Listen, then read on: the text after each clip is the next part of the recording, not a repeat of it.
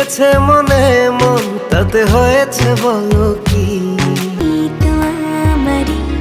জীবনের এক নম্বরে আমরা রাখছি হচ্ছে মিলনকে। মিলন কিন্তু বাংলাদেশের মধ্যে অনেকটা জনপ্রিয় একজন সিঙ্গার। গান কিন্তু ততটা করে না, কিন্তু একটা করে করে একটাই আগুন। তার কণ্ঠটা এতটা পরিমাণে সুন্দর যে ভক্তরা শোনার সাথে সাথে একবারে কিন্তু মুগ্ধ হয়ে যায়। তো আমি মিলনের অনেক বড় ফ্যান। আমার যখন অনেক আগে বাটন ফোন ছিল, আমার আব্বু আমাকে সর্বপ্রথম ফোন কিনে দিয়েছিল, তখন কিন্তু আমি মিলনের গান শুনতাম। এখনও শুনি, কিন্তু এখন ওইভাবে শোনা হয় না, কারণ নিজেই তো দেখতে পাচ্ছেন যে ভিডিও তৈরি করি। তো মিলনের আমি অনেক বড় একটা ফ্যান। তার প্রত্যেকটা গান কিন্তু আমি শুনি। আগের মতো কিন্তু এখন আর মিলন কিন্তু গান তৈরি করে না। তো মিলনকে যারা ভালোবাসেন অবশ্যই চ্যানেলটি সাবস্ক্রাইব করে দেন। তো অবশ্যই কমেন্ট করে জানাবেন যে মিলনের গানগুলো আপনাদের কেমন লাগে। তো নিয়মিত গান করেন, এই জন্য মিলনের আইডিতে বেশি বেশি করে কমেন্ট করবেন, যেন নিয়মিত তিনি সং তৈরি করতে পারে আর কি। বর্তমান শিল্পীগুলোর অবস্থা কিন্তু প্রচণ্ড খারাপ।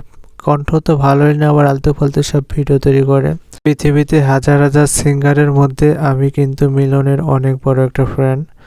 তো এর কণ্ঠটা কিন্তু অপরন্ত চমৎকার। তো যারা যারা মিলনকে ভালোবাসেন এই ভিডিওতে একটা কমেন্ট করে যাবেন অবশ্যই। আমরা 2 নম্বরে রাখছি হচ্ছে পরশীকে, যিনি কিনা বাংলাদেশের মধ্যে খুবই একটা জনপ্রিয় সিঙ্গার। তো আগের শিল্পীদের মতো কিন্তু বর্তমান যে শিল্পীগুলো আছে এদের কিন্তু কণ্ঠ কখনোই মিলবে না, কারণ পরশী কিন্তু একটা বেস্ট সিঙ্গার বলে আমি মনে করি। এতটা সুন্দর কণ্ঠ একটা মানুষের কিভাবে সম্ভব, এটা আমি বারবার ভাবি। তো বাংলাদেশে কিছু কিছু সিঙ্গার আছে যাদের কণ্ঠগুলো আসলে সত্যি অনেক সুন্দর।